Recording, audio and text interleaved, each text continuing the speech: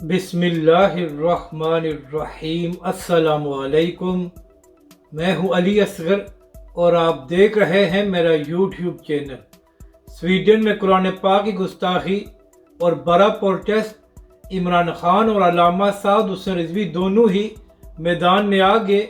इस वीडियो में हम इसी के मुतालिक बात करेंगे। नाज़रीन कराम, आज इमरान खान साहब अपने केसेस के हवाले से अदालत में पेश हुए तो वहाँ पर इमरान खान साहब ने मीडिया से बात करते हुए कहा कि जो स्वीडन में कुरान पाक की गुस्ताखी की गई है उसके खिलाफ तमाम मुस्लिम ममालिक की जानब से बड़ा सख्त रिएक्शन सामने आया है, लेकिन पाकिस्तान की हुकूमत की जानब से कोई ख़ास रद्दअमल सामने नहीं आया। इसके बाद इमरान खान साहब ने कहा कि वो जुम्मे के दिन प्रोटेस्ट करने के लिए मैदान में आ रहे हैं और प्रोटेस्ट करने की कॉल देंगे। तो इमरान खान साहब, आपने बहुत अच्छा फ़ैसला किया और हर मुसलमान को ही जो कुरान पाक की गुस्ताखी की गई है इसके खिलाफ पुरअमन प्रोटेस्ट करना चाहिए।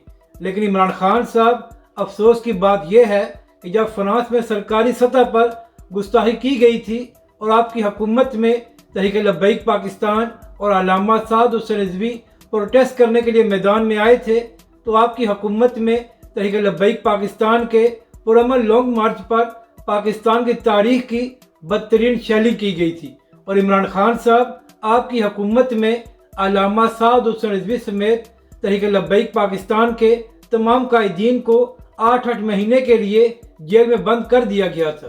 तो इमरान खान साहब, अब अगर आपको ये याद आ रही है कि जो कुरान पाक की गुस्ताखी की गई है इसके खिलाफ प्रोटेस्ट करना चाहिए, तो जब आपकी हुकूमत में तहरीक लब्बैक पाकिस्तान मैदान में आई थी तो आपकी हुकूमत ने तहरीक लब्बैक पाकिस्तान पर बदतरीन जुल्म क्यों किया था। तो नाज़रीन कराम, इसका मतलब ये है कि जब पाकिस्तानी सियासतदान हुकूमत में होते हैं तो उनका मौक़िफ़ और होता है, लेकिन जब ये लोग अपोजिशन में आते हैं तो फिर इनको याद आता है कि हमें भी प्रोटेस्ट करना चाहिए।